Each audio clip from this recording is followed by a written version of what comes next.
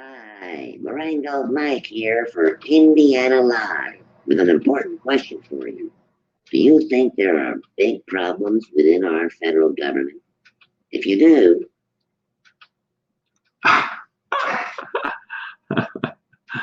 stay tuned for this episode of Indiana Live because we at Convention of States have a solution as big as the problem.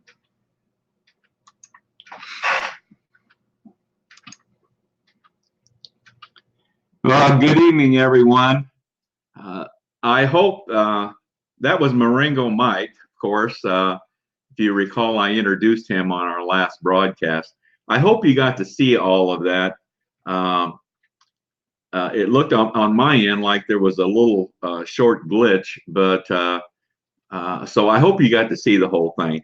But yeah, Marengo Mike is our newest member here in Convention of States here in Indiana, and we want to try and use him wherever possible. So you're going to see more of him, and I hope I got to figure out what's causing the little glitch in the video clips that we're using of him, but I'll check the recording and see how that all turned out.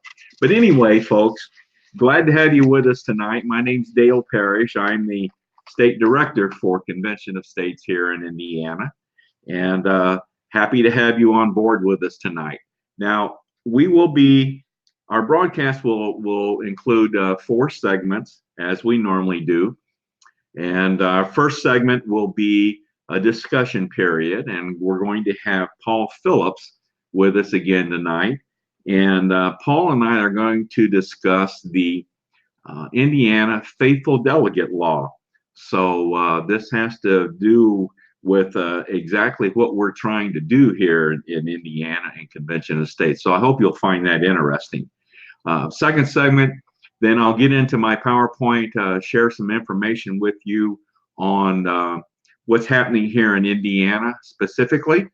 Then our third segment, we'll get into what we refer to as the basics of Convention of States. So we'll cover that with you. And then finally, in the last segment, we'll wrap things up, try to recognize those individuals that have tuned in to our broadcast this evening. So we'll move on then. First of all, I want to issue my standard warning, and that is that should you encounter a blank screen or a frozen screen, you please just consider that we've encountered a technical problem, and I don't want you to stick around or hold on because we won't be coming back. It just takes too long to get everything up and running again, so I don't want you to have to wait around that long. If that does occur, please just put us on your calendar for next Monday evening at 7 p.m. and be sure to then join us that evening for another broadcast of COS Indiana Live. All right, let's get now into our first segment, and let me bring Paul into the broadcast, and we will then hi, Paul. Hi, Dale.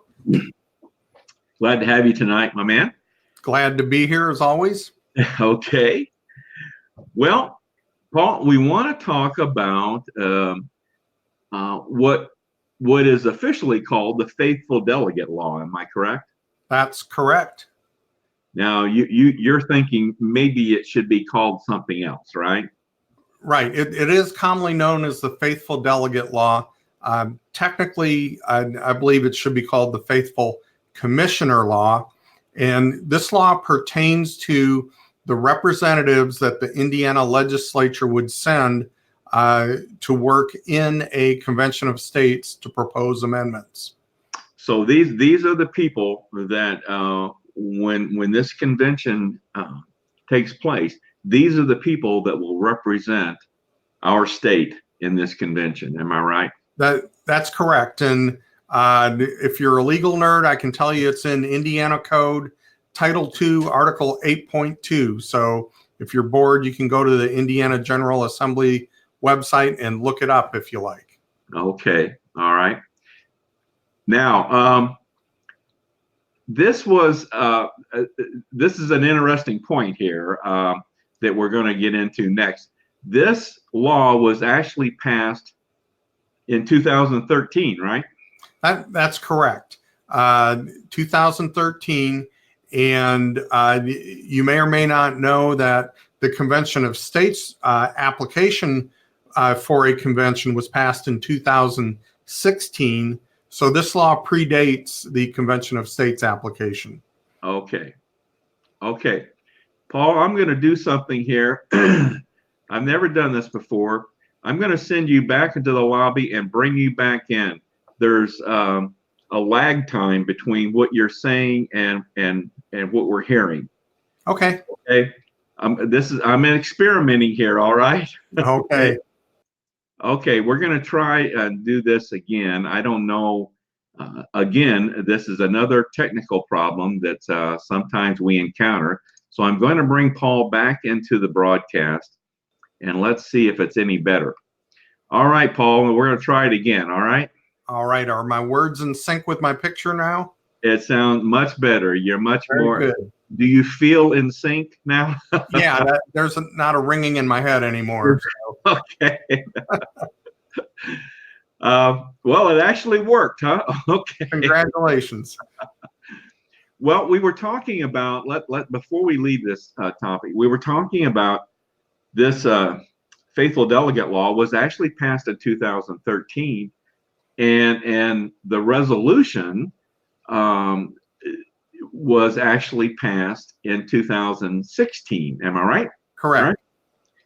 Right? Okay, so what is the significance of that time difference? Sure.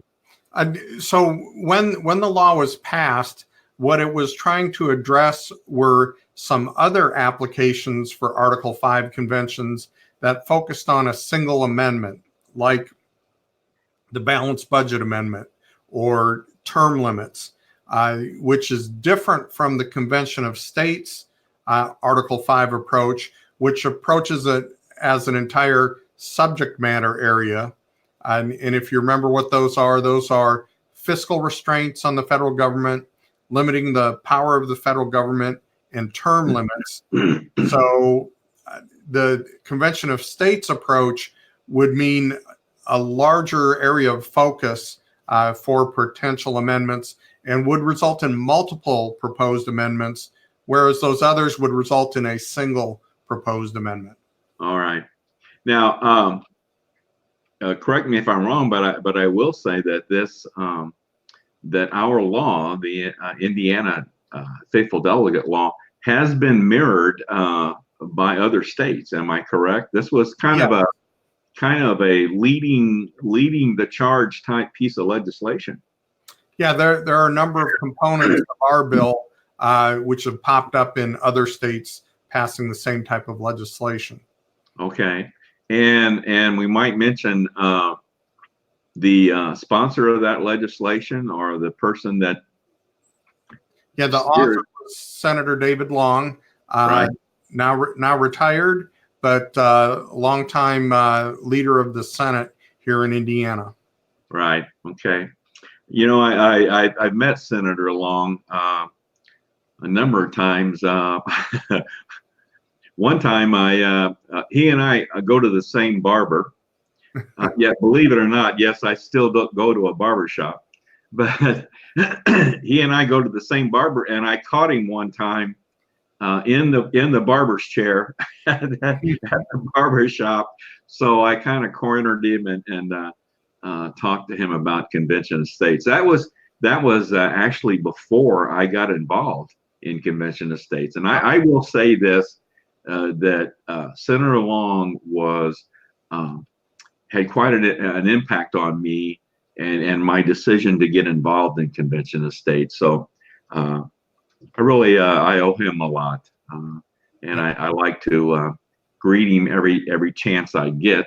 I live in Fort Wayne, and of course he lives in this area. So once in a while you run into him, when you're out. Okay, let's get in then, Paul, and talk about some of the actual specifics in the law Sure. as it is. So, as I said, it pertains to the representatives that the state legislature will send to the convention.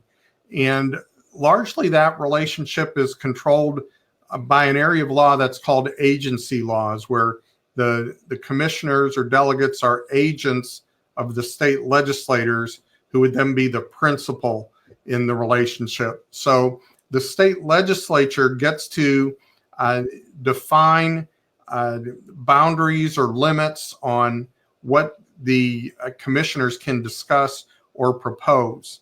Now, the law also delineates who is eligible to be a commissioner. So it has to be somebody at least 18 years old, registered to vote in Indiana, a citizen of Indiana, and they cannot be a federal office holder. So any of our federal congressmen or senators are not eligible, and they cannot be a lobbyist. So those are the restrictions it lays out on who can serve. Now, quite honestly, that limits the pool of eligible candidates to somewhere between 4 and 5 million people. So it doesn't narrow it down very significantly. So you said they have to be 18, at least 18, right? Right. And a resident, obviously. Right. You might as well just say they have to be a registered voter in Indiana, because you have to be at least 18 and a citizen to register to vote. Well, this is important, and of course we're not suggesting that those be changed in any way, except for one area that we're going to address.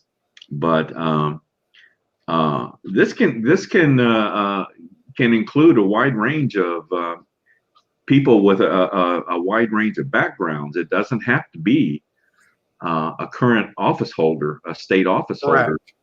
Correct. Although either a current legislator or perhaps a retired legislator might be an ideal candidate, because we would need people representing us who understand laws and how you write them and that whole process. Possibly someone from the convention of state ranks, even maybe. It could be. Maybe you could be one, Paul. That would be a stretch, I think. Okay. Well, let's. Did you mention, as far as the specifics? Did you get into the penalties? Well, yeah. So to really strengthen a commissioner being faithful to the instructions given them, which is why this is called a faithful delegate or faithful commissioner law, if one of the commissioners or representatives votes in a way that violates their instructions, they could be charged with a level 6 felony, which means anywhere between 6 months to 2.5 years of prison time and up to a $10,000 fine. And then in addition, any vote that they made would be null and void. So it provides some pretty stiff penalties for a commissioner who does not stay true and faithful to their instructions. So I think the intent,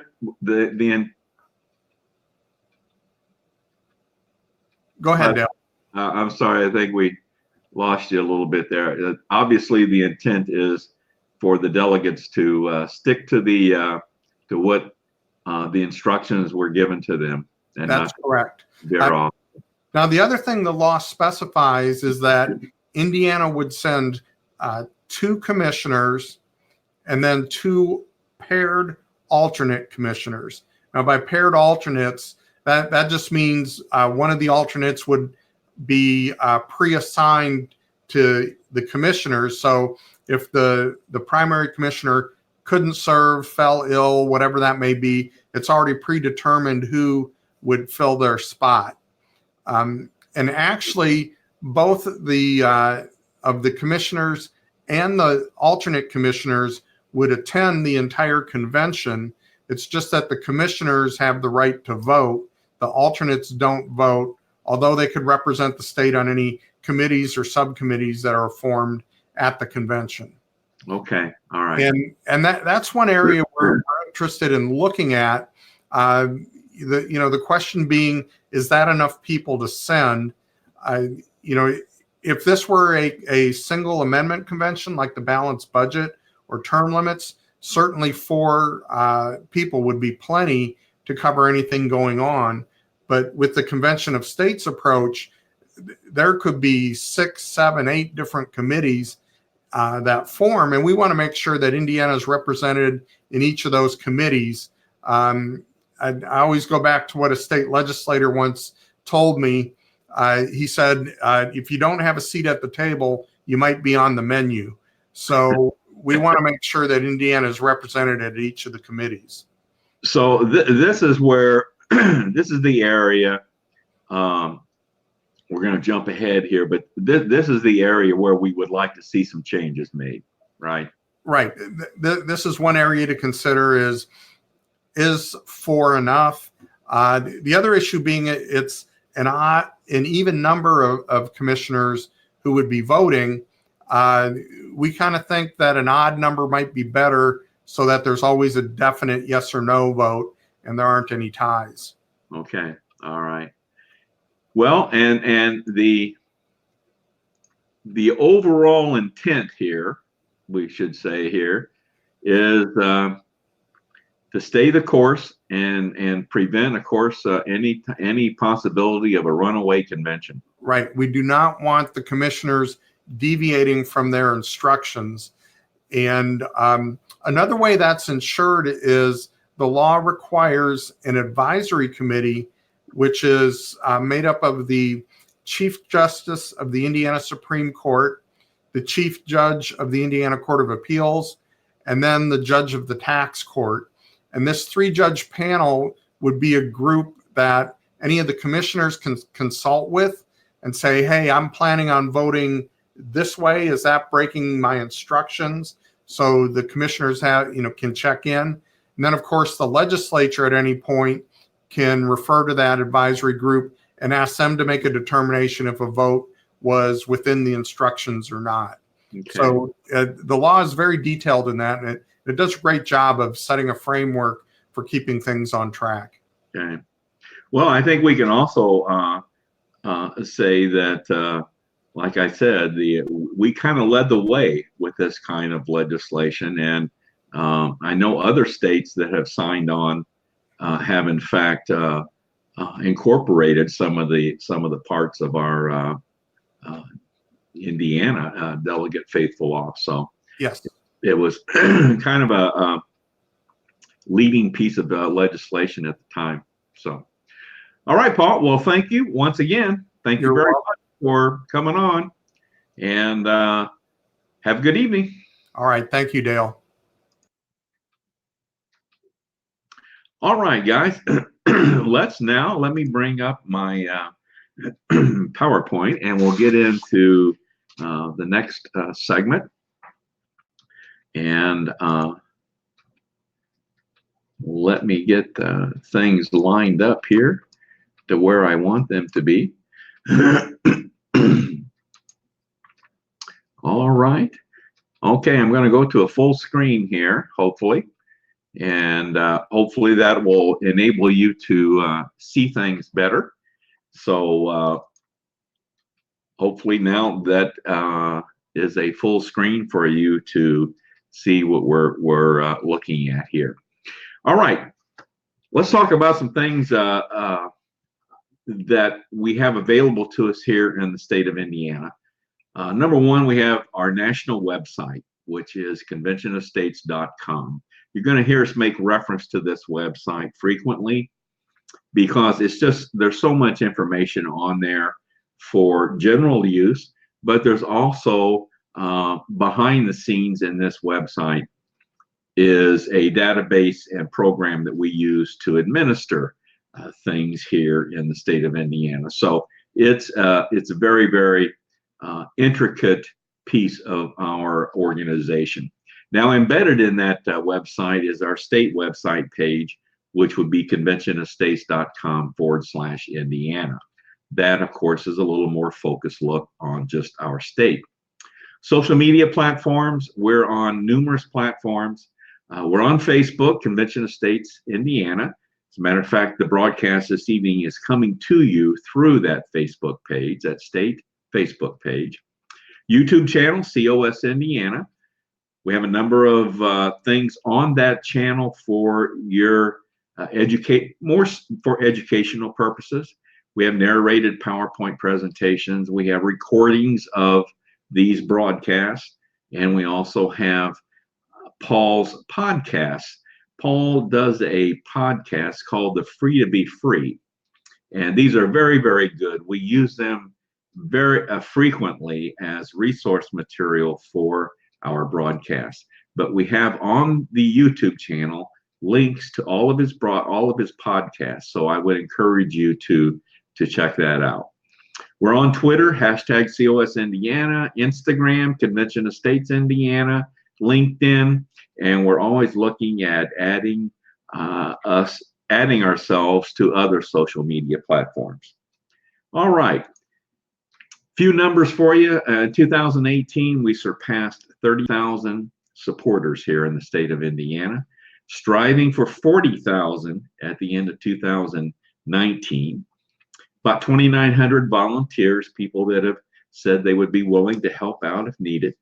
We have about 40 people in leadership positions. Now, this is important. If you have any desire to get more involved in Convention of States here in Indiana, I would encourage you to, here's this website again, go to conventionofstates.com, click on the menu selection, Take Action, scroll down and look at the various volunteer positions that we have available. And if there's one of interest to you, read about it. If you're very interested in it, open it up, read some more, make application. Now, you're not obligated in any way. Don't worry about that. But when you make application, what happens is your name comes up on a report that I and a few others here see, and then one of us can get in contact with you to talk to you further about your interest. So we're always looking for more people in leadership roles. So I would encourage you to go to the website, click on Take Action, and look at the different positions that we have.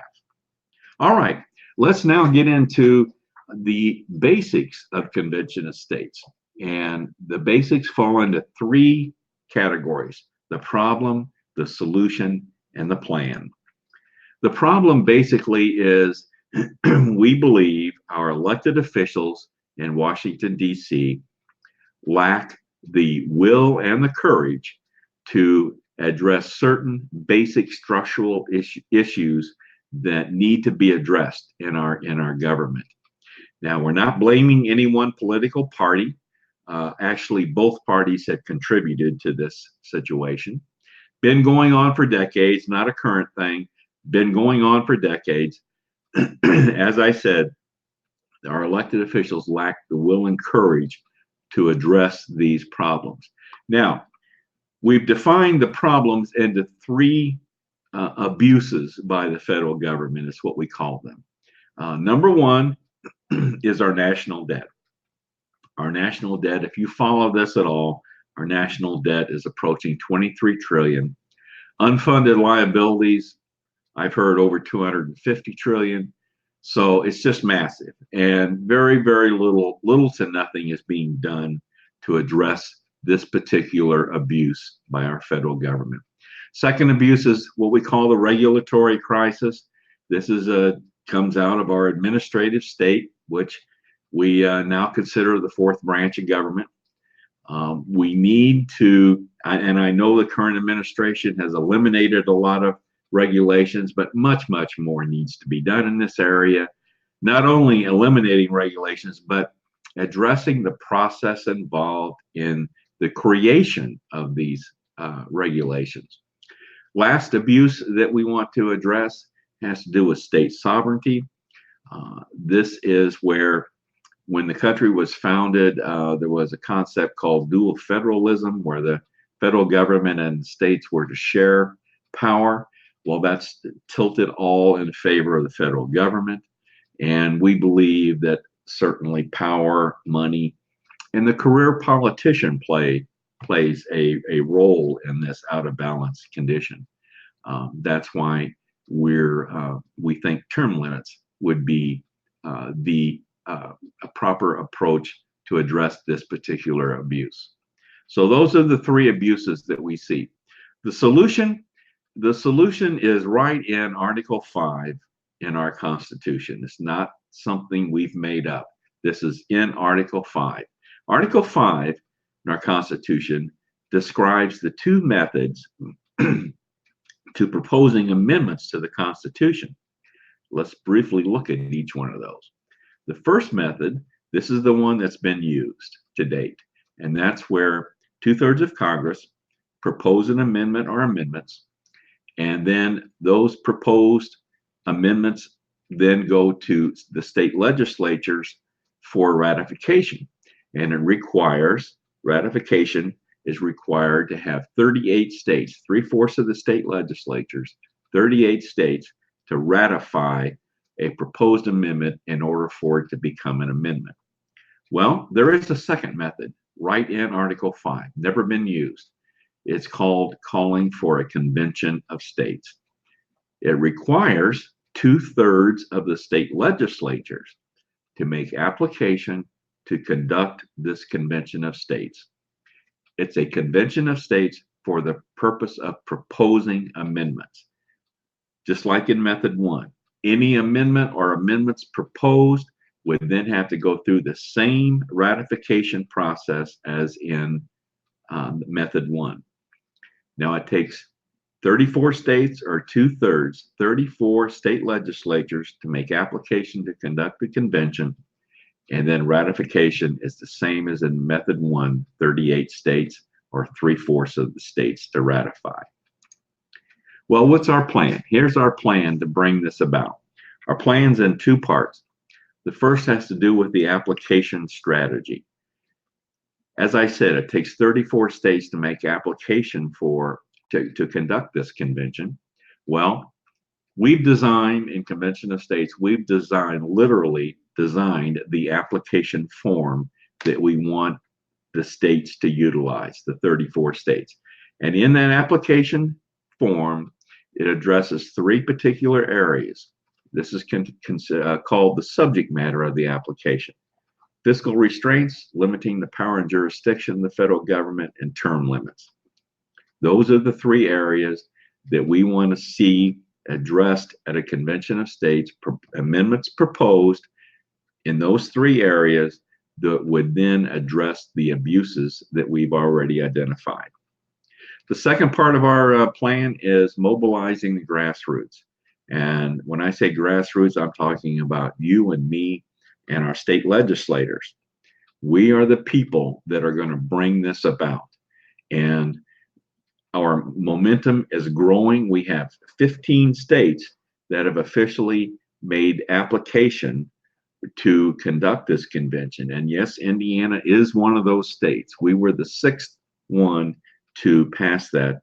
It's also referred to as a resolution, but we were the 6th state to pass that. We need to get to 34. We're in all 50 states, all across the country. As I said, we have over 30,000 supporters here in Indiana. We've just surpassed 4 million nationwide. And as I said, we're in all 50 states. So if you have any desire to get involved, we would love to have your participation. And as I said, go to our website, conventionofstates.com, and see where you can fit in. All right. Okay. Let's get back then to our presentation, and let me get that PowerPoint out of the way. All right. Let me identify some people that have tuned in tonight. Lydia Gonzalez. Thank you, Lydia.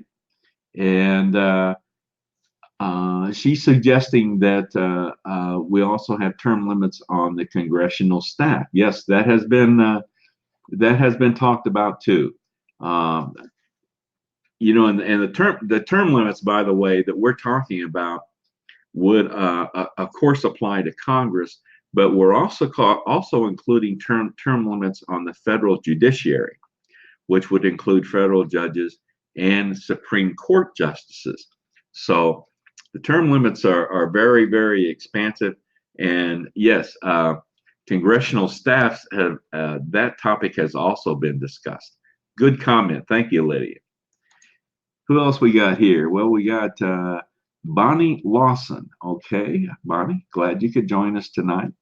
Let me get back to where I was before. And of course, Paul, and there's Linda, James Cressy. James has become a pretty much a regular with us. So, James, thank you for joining in. And James mentions term limits on the legislative and judicial branches of government. Yes, and I just mentioned that is included in when we call for term limits. Those areas of our government are also included. So, James just pointed out here that of the states that have passed, Missouri was number 12, Arkansas was 13, Utah was number 14, and Mississippi number 15. They were the last ones to pass the application. We are really looking to add more and more every year to this total as we strive to get to 34. All right. Well, let's once again thank you all for joining us tonight. Let's get to our to wrap things up here tonight. I always before I go into my final quote of the broadcast, I want to mention that we're going to our next broadcast, which will be September 23rd, 1 week from tonight. We're going to bring on our co-state director of operations, Gary Harbaugh. Gary's been on before in the past. And Gary and I are going to discuss and talk about a position that we really would like to get more people involved in. And that position is that of a district captain. And that's a key position in our organization. And we're talking about leaders that would be in each lower house district in our state. And we have 100 of those, 100 lower house districts in the state of Indiana. We want to get a district captain in each one of those districts. So next week, we're going to talk about that position and what's involved in that job. And it's quite expansive. So I think you're going to find it very interesting. Like I said, Gary will be joining me next Monday evening so we can talk about that topic. Should be very interesting. All right, let's wrap things up. I always like to close with a favorite quote from one of our founders, Mr. Mark Meckler. And basically he says that, our country is faced with a fundamental question. The fundamental question is not what should we do? The question is who will decide? And as you might guess, we believe in Convention of States that we, the people, should have a bigger say in who decides in our government. So the question facing us is a two-word question, very simply. Who decides? In Convention of States, we believe we, the people, decide. Thank you all for joining us this evening. Look forward to seeing you next Monday evening, 7 p.m. Thank you. Have a good night.